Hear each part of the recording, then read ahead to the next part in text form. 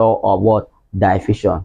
Graham's law of what? Diffusion. And in Graham's law of diffusion, there is a formula that is normally used. We have rate 1 all over what? Rate 2 is equals to what? Square root of the molar mass of these two all over what? The molar mass of what? Molar mass of this one. This is the formula that you can use and calculate what? Calculate Graham's law of diffusion. But then, if you are asked, like in this kind of situation, we are asked time. If time is included in this kind of problem, there is another formula, simple formula you can use that will not stress you. I don't want to stress you, okay?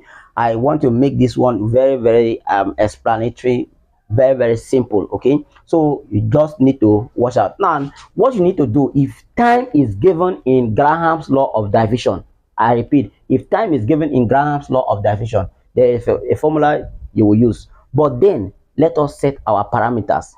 This is a question. We are given 30 cm cube of oxygen diffused. Now in Graham's law of diffusion, what you should also know is that any gas that have a lighter molar mass will diffuse faster. Like in the case of oxygen and what? Chlorine. Oxygen has atomic mass of what? 16. Chlorine has atomic mass of what? 35.5. Okay. Now the density of chlorine is higher than the density of what? Oxygen. So oxygen will diffuse faster than what? Than chlorine. So the rate of oxygen will be what? The rate will be what? Oxygen is to what? Is to chlorine. Anyone that has that is lighter will always be on top. Okay, that it will always be rate 1. Anyone that has a heavier density will always be what? Rate 2. Do you understand? Now let's solve this. Let's put our parameters. If 30 cm cube of oxygen, that is rate 1. Rate 1 is equal to what? 30, because of what? Oxygen is lighter than what? Chlorine. Do you get that? Rate 1 is what? 30. Diffuse through a porous spot in 7 seconds. That is time. The time of that oxygen, that is T1, is equals to what? 7. Are you following? We proceed. How long will it take 30 cm cube of what? Chlorine. That is what? You are rate 2. Chlorine is what? Rate 2 is equals to what? 60. Are you following? How long will it take? They are not asking you to calculate the time of what? Chlorine. Do you get that? So we now say T2 will equals to what? Equals to question mark. That is the T2 that you are going to look at. Are you following? Now we proceed to diffuse through the same porous spot. If the vapor density is now the molar mass, okay, the molar mass of the boats, and now the molar mass of what? The vapor density of oxygen is what? Are you seeing? 16. M1 is equals to what? 16. And the one of our chlorine, which is what? M2. M2 is equals to what? 36. Now we now plug it. This is the formula that you are going to use. Are you following? The formula is T2 all over T1. All the 2 will be on top, all the 1 will be down. Is equals to R2 all over what?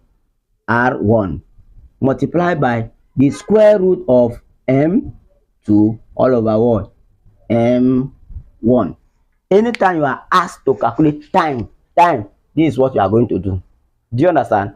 Use this formula and it will be very, very simple for you to calculate. We have done this all, so you can just proceed with your calculation. Now T2, let's put our parameter. You are looking for T2, so you now say T2 is equals to T1 is what? Is 7 multiplied by what is R2? R2 is 60 divided by R1 is what? 30 multiplied by what? The square root of what's the molar mass of M2? M2 is 36 divided by what? M1 is what? 16.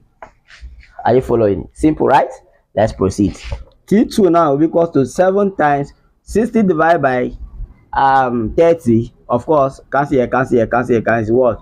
Will give you what? Give you 2. Okay, multiply by 36 divided by 16. Square root of what? 2.25. Use your calculator, it will give you that. Okay, now T2 now will be equal to 7 times 2 will give us what? 14. Multiply by what is the square root of this one? Press your calculator. Square root of this one will give you 1.5. Are you following?